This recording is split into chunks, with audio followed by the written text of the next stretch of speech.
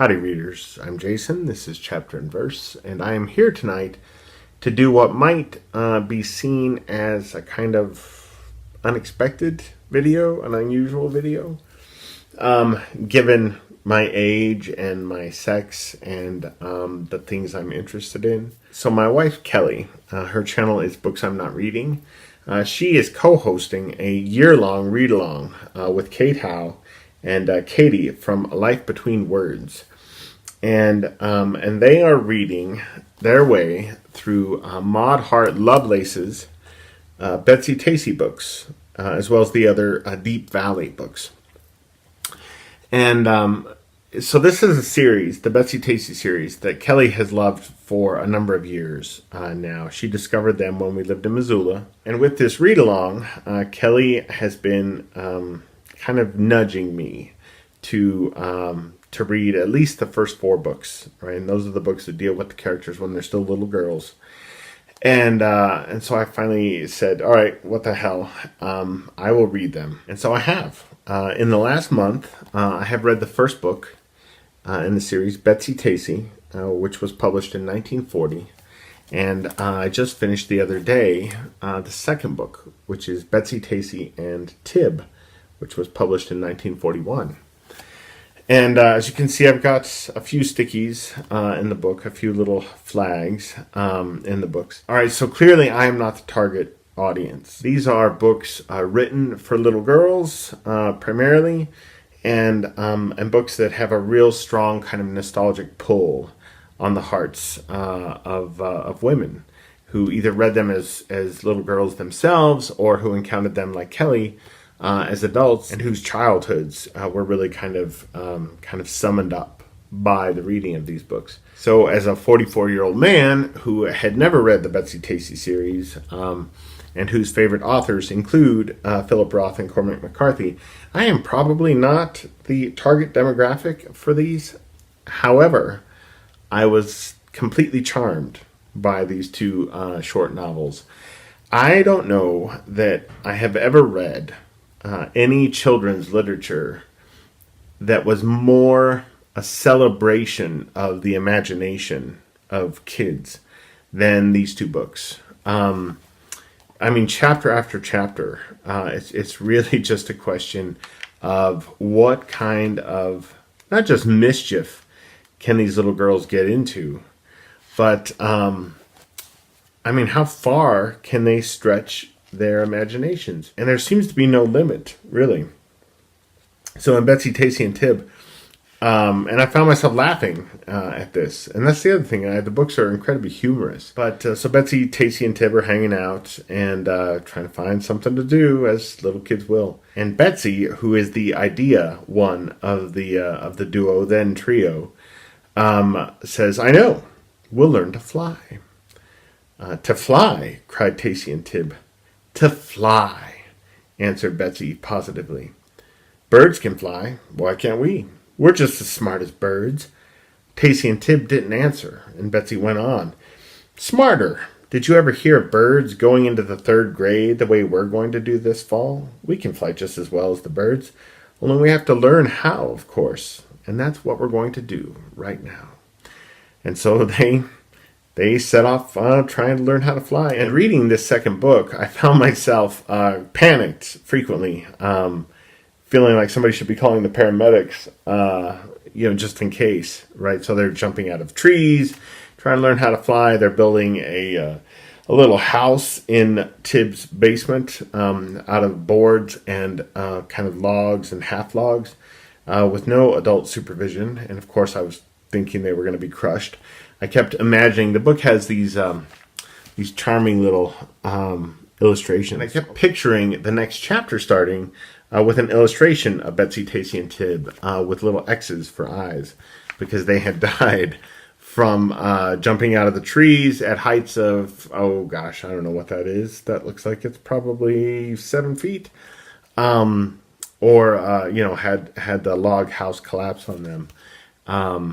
That's just kind of where my imagination went, I suppose, as a fan of Cormac McCarthy. So obviously I wasn't a little girl. I was a little boy. and I had a little brother, and we grew up in a trailer park in Cheyenne, Wyoming.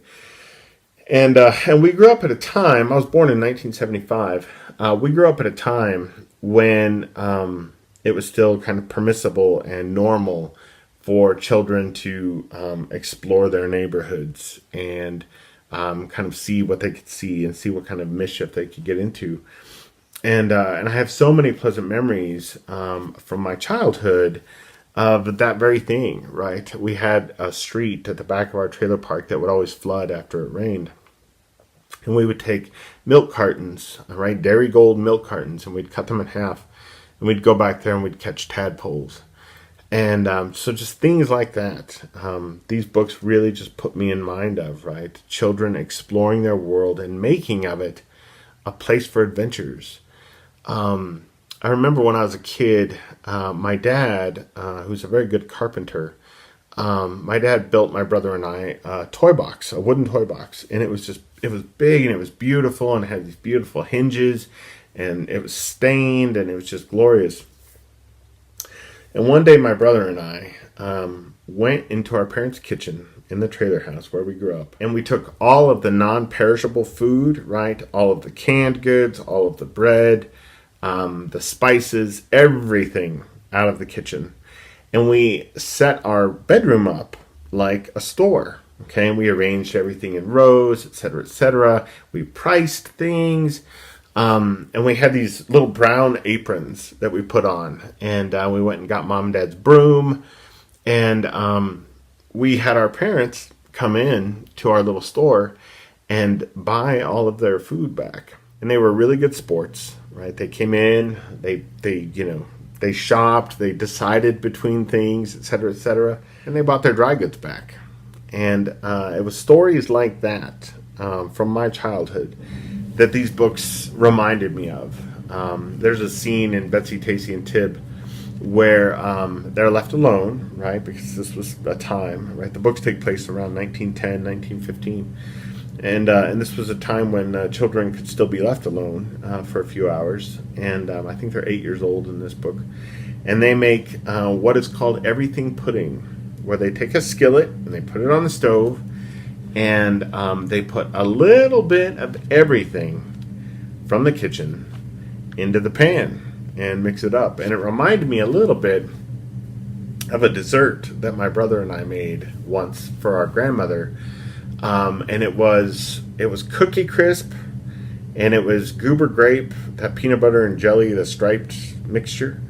And it was all mixed together. The Cookie Crisp and the Goober Grape was all mixed together into a pan, and we kind of flattened it out, and then we froze it, thinking that we would cut it into slices like pie, and which we did. And I don't remember how much of it was eaten by our grandmother or us. Reminded me a little bit too, and I was much older when this happened. I was probably 19 years old, maybe 20 years old, but probably 19 years old.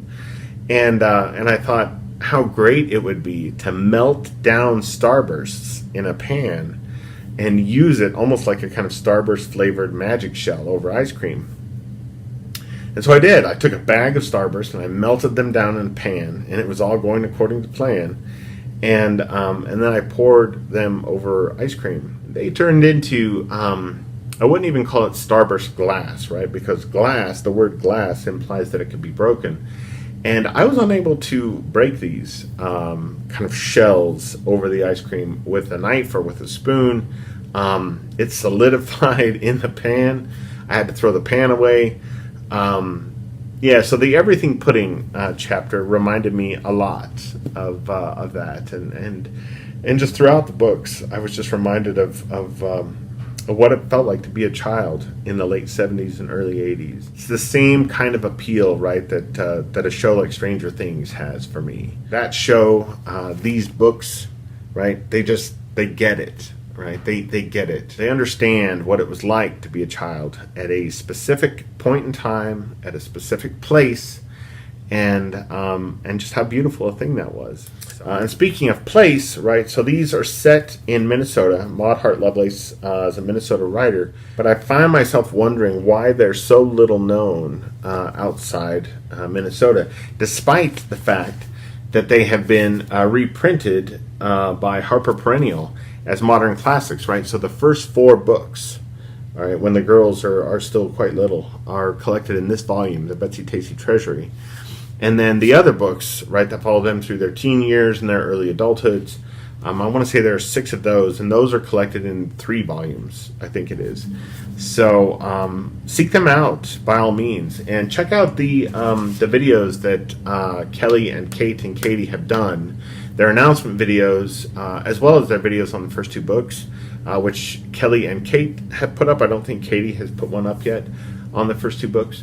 But I will link to their announcement videos in the description box below, and I will try to remember this week to put together a playlist of not only their videos on the Betsy-Tacy books, but all of the booktubers who are participating with this read-along. And I will try to remember to kind of add videos to that playlist as time goes on. But I hope you guys are having a great night. I'm going to go upstairs now and finish watching Skyfall with Kelly, and I will talk to you guys again very soon. Adios.